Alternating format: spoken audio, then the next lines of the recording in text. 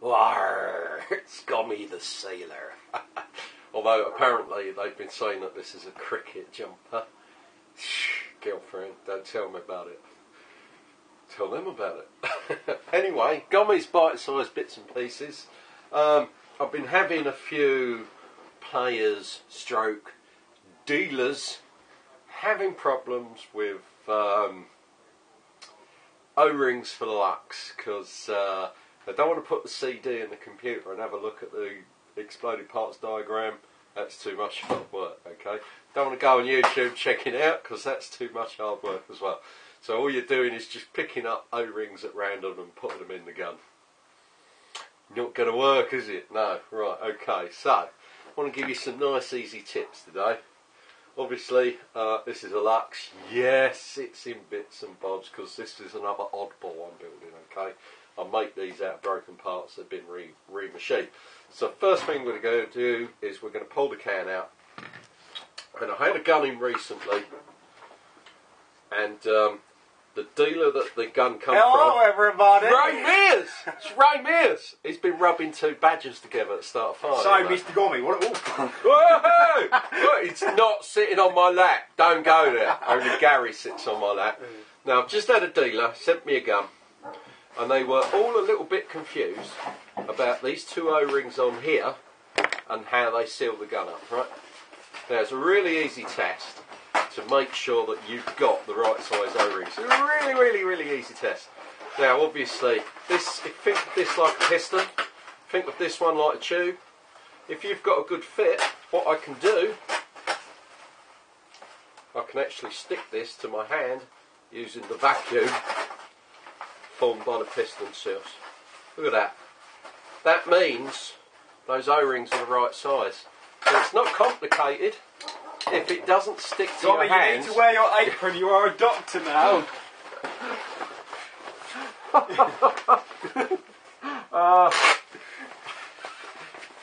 See what I have to go through. He's now Dr. Gommy. He see needs what to I wear have an to apron. go through. You see what I have to go through for you people. You make me look more like the Ku Klux Klan in a very cheap apron. Hang on, I'll do you a hat. Yeah. See what I have to go through for you lot. Anyway, so you've got that bit right.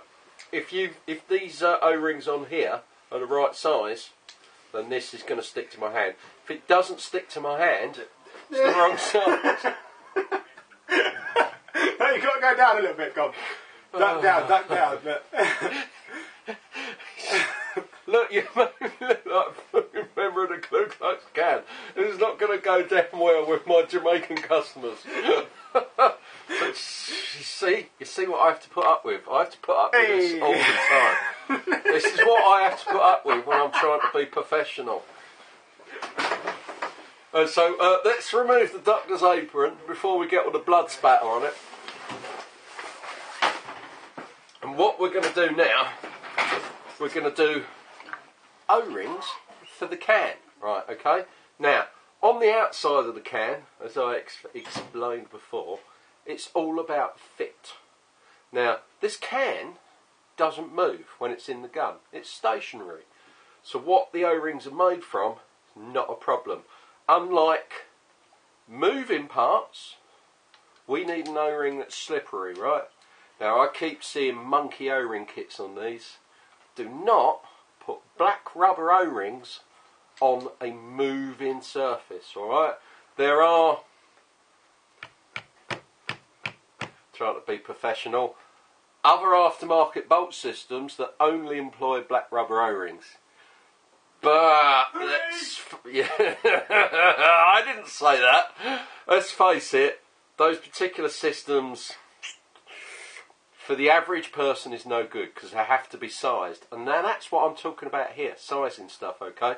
So we know how to do this. Stick this to your hand. If it doesn't stick to your hand, the O-rings you've put on this bolt guide are wrong. It really is that simple. Okay, now, inside the can, there's also some O-rings. Do not put any black rubber O-rings in here, okay? What we have that goes inside the can, pretty easy to tell. They're green. Notice this is green as opposed to this colour. Right, okay?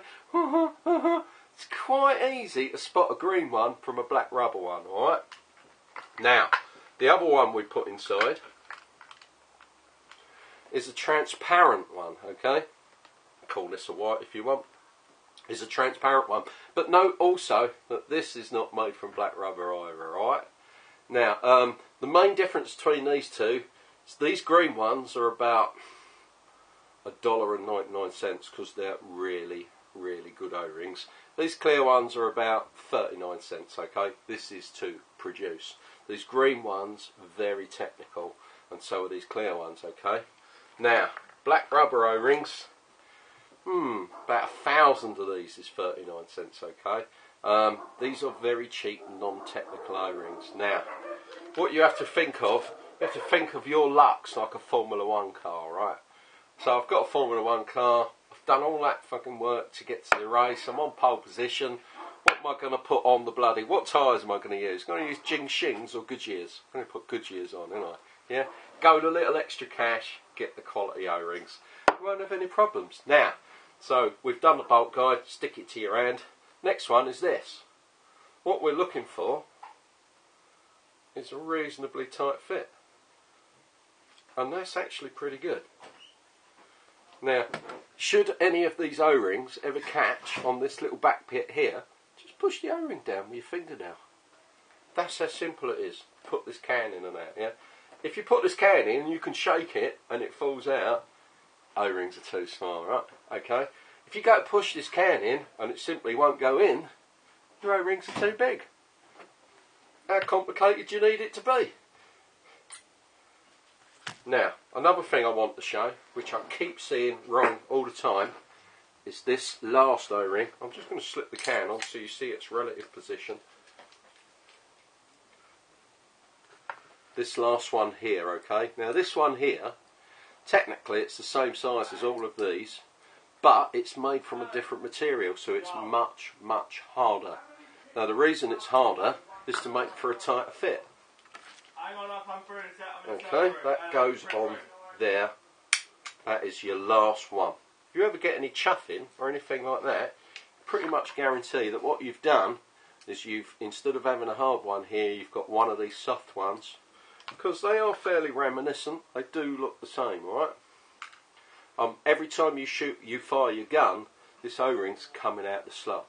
It's being blown out and it's going back in. That's chuffing. Now remember that this set of holes here, that blows your bolt forward. This set of holes here, back. This set of holes here is just the air for your firing chamber. Alright? Fairly simple. With that, not too complicated. Haven't gone too fast. So now you've got that, and not that you're going to watch this video or take any notice of it, none of you do. Now and again we do get a convert watch this video. Funny enough, it's Gunworks. Let me give you a big tip. Teams that win, yeah, do you know why they win? It's because they walk on the field, they go like that, and they're Gunworks. So this is strictly really a European thing now. I've managed to eradicate this kind of thinking from the UK and the UK paintball scene, right? People thinking, paid a lot of money to get here, I want to play, actually look after their guns. Or they see me the day before. Europe, like the Millennium, I'm still struggling, man.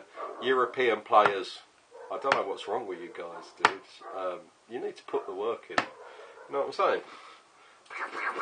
Sound like I'm moaning again, don't I? Anyway, so, from Gommy the Fisherman, I'll see you in the next film, and I hope that somehow this video is going to help you and give you an idea of what O-rings go in the right place. Then again, you could always just take the CD that comes with you, go and stick it in a computer and look at it, but that's not going to happen, is it? I am so moaning today. I'll see you all later. Ta-da, bye-bye.